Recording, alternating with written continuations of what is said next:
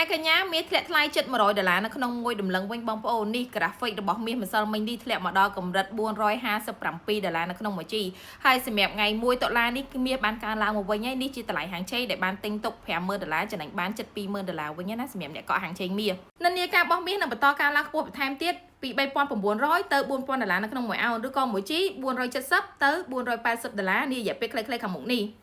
អ្នកទិញមាសឬក៏កាន់កាប់ទៅលើតម្លៃហាងឆេងជាឱកាសលក់យកផលចំណេញហើយសម្រាប់មាសម្សិលមិញអ្នកដែលបានទិញពីតម្លៃ3800តាមការណែនាំនៅក្នុងក្រុមអ្នកជួញដូរហាងឆេងគឺកំពុងតែទទួលបានផលចំណេញជាង6500 ដុល្លារនៅក្នុងការកក់មាស100អោនឬក៏ជាង3គីឡូមាសសម្រាប់ថ្ងៃនេះបើសិនជាធ្លាក់មកដល់កម្រិតទាបគឺជាឱកាសនៅក្នុងការកក់ហាងឆេងលក់យកផលចំណេញបន្ថែមទៀតហើយហើយយកថ្ងៃទី1 តុលានេះក៏មានព័ត៌មានសេដ្ឋកិច្ចអាមេរិកជាច្រើនដែលត្រូវចេញផ្សាយសិតសឹងតែប៉ះពាល់ទៅដល់តម្លៃហាងឆេងមានការប្រែប្រួលឡើងចុះលឿនខ្លាំងសម្រាប់មាសបើសិនជាចង់ទិញឬកក់តម្លៃហាងឆេងអាចទទួលការប្រឹក្សាពីអ្នកខ្ញុំផ្ទាល់បាន